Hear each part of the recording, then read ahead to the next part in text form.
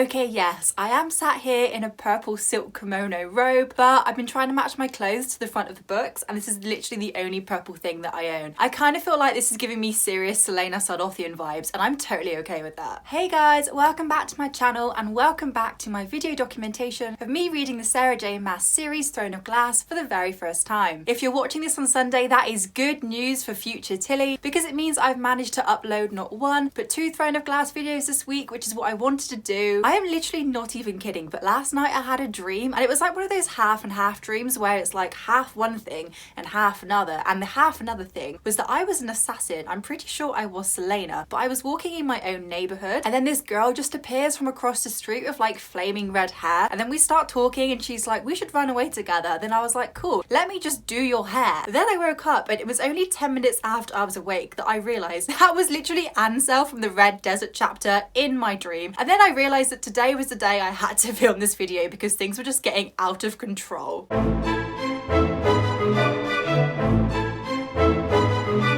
Okay, a brief spoiler warning: if you haven't read The Assassin's Blade, please don't watch this video. There will be tons of spoilers. I'm gonna go through every single chapter with a fine-tooth comb. I don't want to spoil anything for you guys, so please go read the book and then come back after and we can scream, cry and rage about everything together.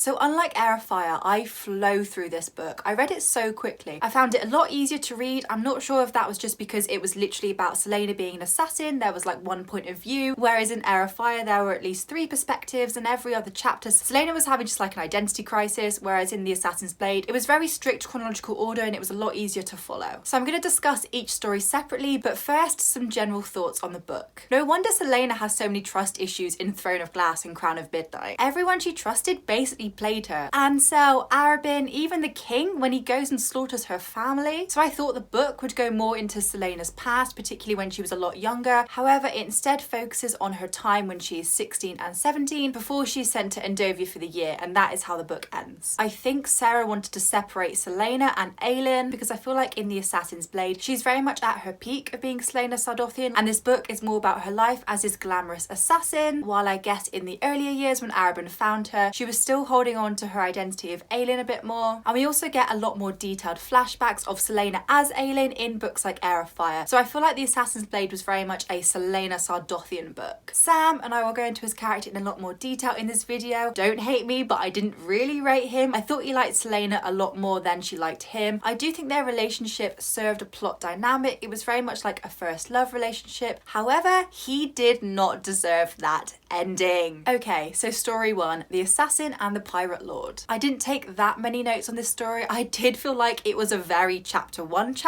if you know what I mean. However, I did pick up on some small things, like when Celaena and Sam sneak onto the ships to tell the slaves of their plans to free them the following day, and one of the slaves called Dia has to translate Celaena's plans into Ilway because Celaena can't speak this language at this point. However, we know by Throne of Glass that Celaena has learned Ilway enough to speak it fluently to Nehemia, therefore it can be implied that during her time in the Endovia salt mines, Celaena did learn this language to a high enough proficiency to then speak with Nehemia in it in the subsequent books. Obviously in this first chapter we are introduced to Sam Cortland, and one thing I realised here is that Celaena is actually a really shippable character. In Throne of Glass I was convinced that Dorian was the love of her life, then in Crown of Midnight I was like, whoa, it's all about Chaol now. Then you get to Heir of Fire and I'm like, oh, Rowan, I love Rowan with Celaena. Have I just really misunderstood Celaena, or her feelings a lot more fleeting than other YA characters are? The Assassin and the Healer. I don't have many notes on this story. It felt very much like a filler story for me, and I know that it was just a way for Sarah to bring in the character of Irene. I do quite like Irene's character, and I'm just expecting her to pop up in the next few books. I'm intrigued at whose love interest Irene is, because we all know that Sarah J Maas cannot write single characters. Every single character has to be paired up with someone. So yeah, I feel like this story could have just been renamed. Remember this character of Irene, she's important in the next books.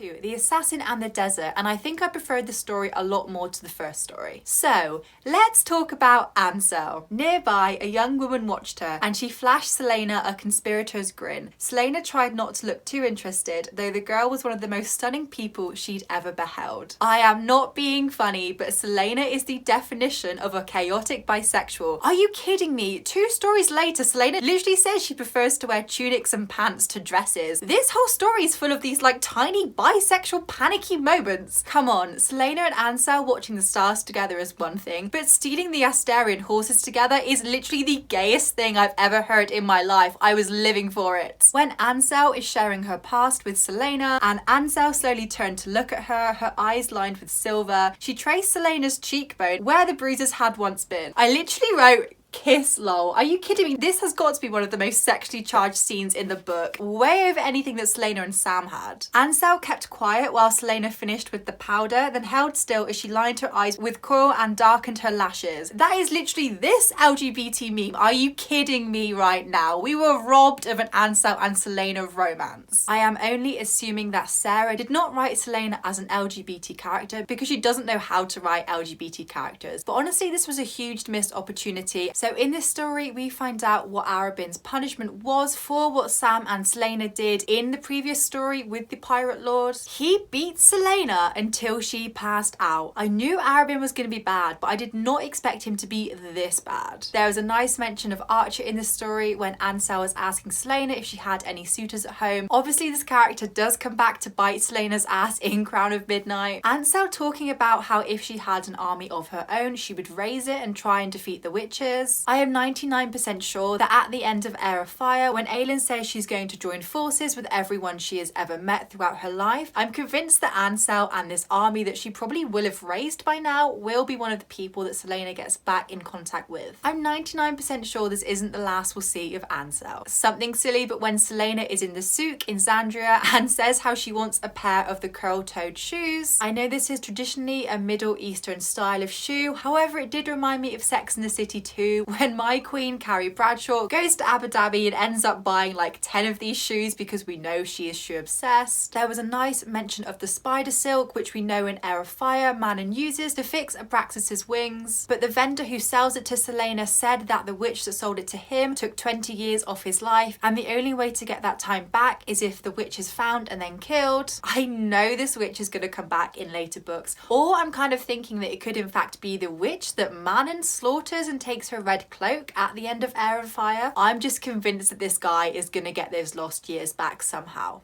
The Assassin and the Underworld. So I felt like this was very much the angsty Celaena and Sam blossoming romance story. So I worked out that Arobyn is basically a pimp. He summons her to the training room and tells her what to put on. That is like peak pimp behaviour, and I was just disgusted reading it. So when they go to the theatre and Celaena gets really emotional, of course I was trying to analyse what the play could mean, if it could symbolise anything. So the performance is described as a legend of a prince seeking to rescue his bride and the cunning bird he captured to help him do it. Is this an allusion to Chaol wanting to find Celaena in Queen of Shadows, him then finding Rowan, obviously in his animal form because there's no magic in Ardland so he can't change back into his fae form, them two working together to find Aelin? The only reason I think this is because I'm convinced Chaol is still in love with Celaena, hence me thinking the bride is Aelin. However, you could be watching this video absolutely pissing yourself laughing right now because I'm so off the mark, but please don't let me know. I really want to find out just how wrong I am in Queen of Shadows. When Arobyn introduces Celaena as Diana, that was a really nice allusion obviously to the Fae Queen that Celaena is descended from. Arobyn is a sneaky git and he knows it. The masked strangers at the ball and it's Chaol and Dorian. Are you telling me that Celaena met Dorian not once but twice without even realising? Not gonna lie, if I didn't ship Aelin with Rowan so much, I would go as far as to say that Dorian and Celaena were star-crossed lovers. When Celaena nearly drowns in the sewers and it leads to some sexy times with Sam, I did get big Emma and Julian vibes from Lady Midnight by Cassandra Clare, except theirs was on a beach while Celaena and Sam's was in the sewers. When Arobyn used the money that Celaena gave him and spent it on bidding on Lysandra, oh my, what a jerk. I was so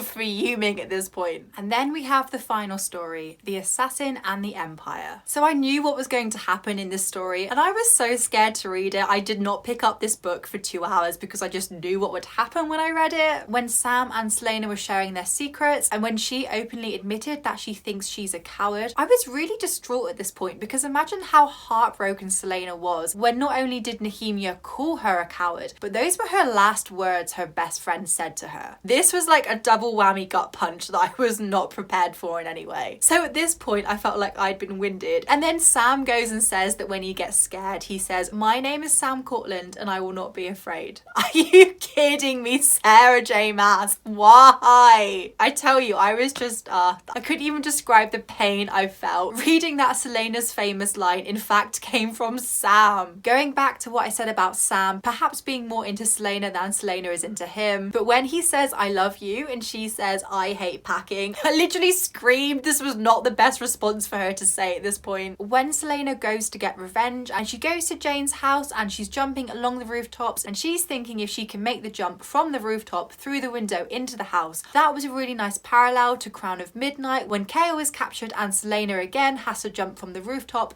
into the warehouse, and she's thinking, can I do it? And she does it anyway. She's badass. She makes the jump. I just thought that was a really nice parallel, and I hope you guys noticed it as well. So when she doesn't believe that it was Arobynn who in fact set her up, and she's just thinking, Arobynn's gonna come set me free. Arobynn's gonna come bail me out. That broke my heart. That utterly broke my heart. I'm really hoping that she finds out what he did in Queen of Shadows. Wow. Those last few pages. Celaena really hasn't been dealt an easy life, has she? Okay, some final thoughts. As much as I really enjoy finding out more about the Fae and Celaena's Fae heritage, I really enjoyed reading about her life as this like glamorous assassin. And lastly, I'm so glad I read the first 3 books and waited before reading The Assassin's Blade. I feel like this way I got the best emotional connection to the characters, but I also feel like I have been introduced and I do understand a lot more of the minor characters who I've been told do suddenly become really, really important in the next few books. Okay, so that's the end of my Assassin's Blade discussion. I really hope you guys have enjoyed watching this video. Give it a like if you have enjoyed it, and remember to subscribe to my channel if you haven't already. For those of you that have been on this journey with me, reading these books for the first time, thank you so much. I really hope you are enjoying watching me freak out about these books and realize huge things that I just like missed or not understood in the first books of these series. So it's likely that at the time you're watching this video, I will be knee deep in Queen of Shadows, so please send me your support. I am so terrified. I have heard that this book is a ride, so please send help.